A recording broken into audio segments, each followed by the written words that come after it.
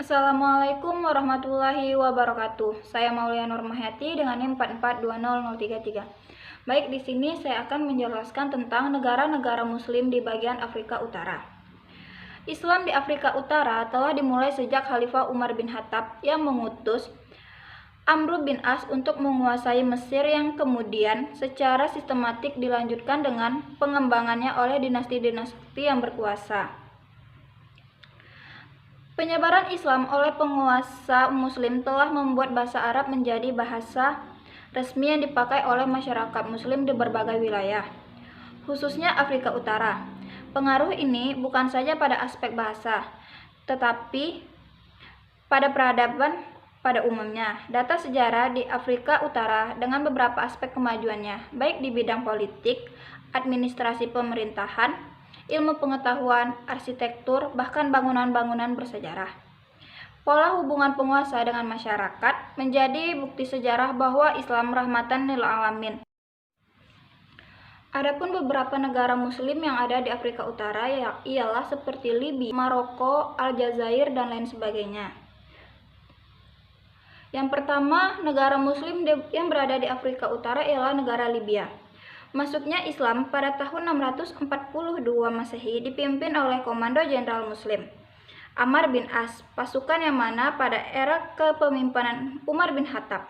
Umar bin Khattab pada masa itu berhasil menguasai Libya di kawasan Cyrenaica dan membangun sebuah markas pertahanan di Bars. Pada abad ke-8, wilayah Libya, Tripolitania dan Cyrenaica berada di bawah kekuasaan dinasti Umayyah yang berpusat di Damaskus. Berkuasanya Islam membawa berkah bagi penduduknya. Pada era dinasti Umayyah mampu menyatukan kehidupan politik dan agama di bawah payung kekhalifahan. Pemerintahan dilakukan berdasarkan syariah hukum Islam yang berpedoman pada Al-Quran dan hadis. Kehidupan masyarakat Libya yang makmur dan tentram di bawah kekuasaan Khalifah Islam, termasuk mereka penduduk yang non-muslim. Di Cyrenaica, para pemimpin gereja menyambut datangnya Islam karena telah membebaskan mereka dari penindasan Bizantium. Adapun bukti-bukti kekuasaan Islam di Libya: 1. Gadames di kota Niaga. Kota yang terletak di sebelah barat daya Tripoli, ibu kota Libya, ini pernah dikuasai oleh Yunani dan Romawi. Ketika Islam datang, kota tersebut berhasil ditaklukkan di bawah komando Uqbah bin Nafi. Kota ini pernah mencapai masa keemasannya di bawah pemerintahan dinasti Utsmaniyah pada abad ke-18. Gadames menjadi pusat perdagangan dan jalur utama khalifah dagang di kawasan Afrika, hingga akhirnya jatuh ke tangan Italia pada tahun 1924 Masehi. Yang kedua ialah Zuwailah, permukiman tertua. Ini merupakan desa sekaligus kawasan tertua yang terletak di wilayah barat daya Libya. Daerah ini ditaklukkan oleh Uqbah bin Nafi sekira 22 Hijriah. Penaklukan kawasan ini menjadi kunci masuk ekspansi berikutnya, yakni ke wilayah Fazan. Sepanjang sejarah, Zuwailah memiliki hubungan dagang yang kuat dengan Mesir dan Sudan. Selama dinasti Fatimiyah berkuasa, Khalifah Ubaidillah Al-Mahdi menjadikan desa ini sebagai pusat permukiman warganya. Negara muslim di Afrika Utara ialah Tunisia. Tunisia adalah negara kecil yang terletak di kawasan Afrika Utara. Tunisia juga merupakan negara Islam, di mana negara yang bersebelahan dengan Aljazair dan Libya ini pernah dijajah oleh Prancis kurang lebih 75 tahun. Ibnu Khaldun, Khairuddin At-Tunisi, Muhammad Talbi, Rachid Ghannouchi adalah tokoh-tokoh Islam yang berasal dari negara ini.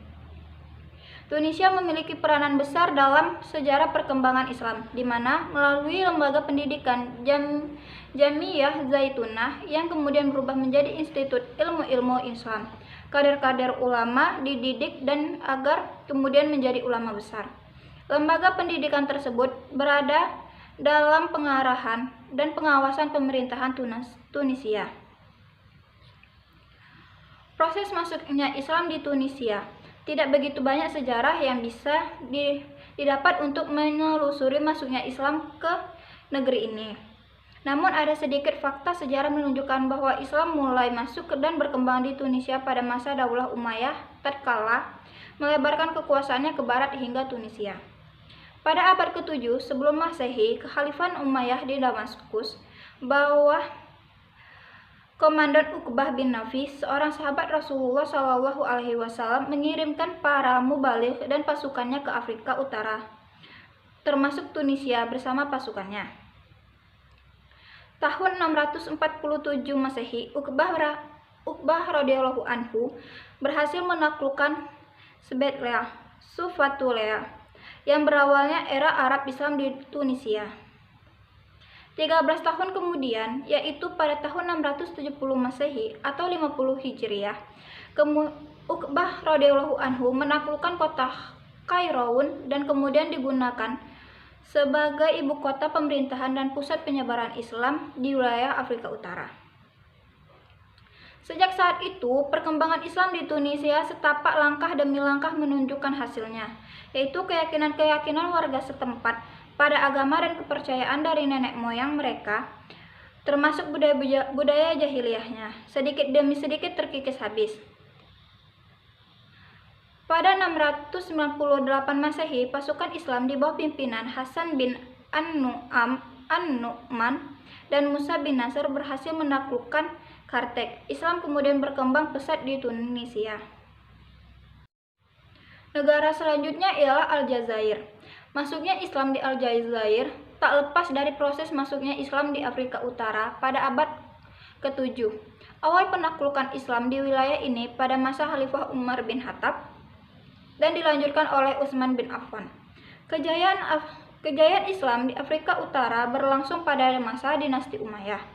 Pada awal abad ke-8, sebagian besar suku Barbar memutuskan memeluk Islam. Namun penyebaran Islam di kalangan Barbar tidaklah mudah karena banyak peperangan antara kaum Arab dan Barbar.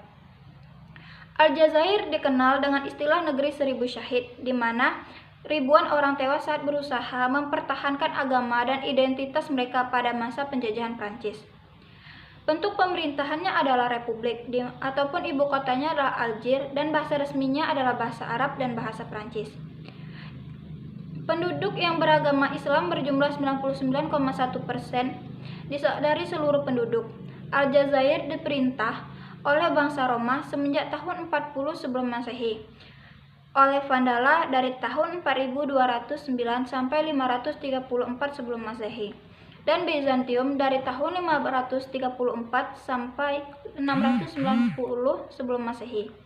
Dan akhirnya pada abad ke-7 dikuasai oleh umat Islam.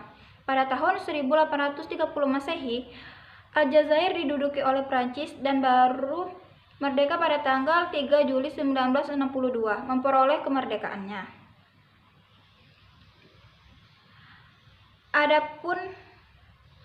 Adapun Aljazair memasuki masa kebangkitan Islam itu ditandai oleh semangat kehidupan yang beragama meningkat, di mana perencanaan ekonomi yang lebih sistematis bahkan menjadikan penduduk menganut minoritas mitos industrialisasi sebagai satu-satunya kekuatan. Berdasarkan Kongres Partai Tunggal di Aljazair, yakni The National Liberation Front, pada tanggal 27 sampai 31 Januari tahun 1979, maka diadakan kegiatan-kegiatan mendirikan pusat latihan imam di Meftah, sebelah utara Algiers, membangun Universitas Teknik Ultramodern di Oran, dan mendirikan pusat perdagangan ultramodern di Oran, dan membangun pusat perdagangan serta kebudayaan Riyad Al-Fed yang bergaya barat dan kontroversial di Algiers, pembangunan masjid-masjid. Selanjutnya ialah negara muslim di Afrika Utara ialah Maroko, di mana Maroko adalah negeri yang memiliki peran penting dalam sejarah penyebaran agama Islam di wilayah Afrika Utara. Yang tak kalah pentingnya, negeri berjuluk Tanah Tuhan itu merupakan pintu gerbang masuknya Islam ke Spanyol Eropa. Dari Maroko inilah Panglima tentara Muslim Tariq bin Ziyad menaklukkan Andalusia dan mengibarkan bendera Islam di daratan Eropa. Maroko memasuki babak baru setelah Islam menancapkan benderanya di wilayah Afrika Utara. Ajaran Islam tiba di Maroko pada tahun 683 Masehi. Adalah pasukan yang dipimpin oleh Uqbah ibnu Nafi, seorang jenderal dari dinasti Umayyah, yang kali pertama membawa ajaran Islam ke wilayah itu. Islam benar-benar menguasai Maroko pada tahun 670 Masehi. Setelah Maroko jatuh ke genggaman dinasti Umayyah, Musa bin Nusair mengangkat Tariq bin Ziyad untuk memerintah Maroko. Dari wilayah itulah Tariq bin Ziyad menyeberangi selat antara Maroko dan Eropa menuju ke gunung yang dikenal dengan Jabal Tariq. Maroko menjadi wilayah penyangga bagi umat Islam untuk melakukan ekspedisi ke daratan Spanyol Eropa. Pada masa kepemimpinan Abu Ya'qub Yusuf bin Abdul Mu'min pada tahun 1163 Masehi sampai dengan 1184 Masehi, kota Maroko menjadi salah satu pusat peradaban Islam dalam bidang sains, sastra, dan menjadi pelindung kaum muslimin untuk mempertahankan Islam dari serangan dan ambisi Kristen Spanyol. Dinasti ini juga ikut membantu Salahuddin Al-Ayyubi melawan tentara Kristen dalam Perang Salib.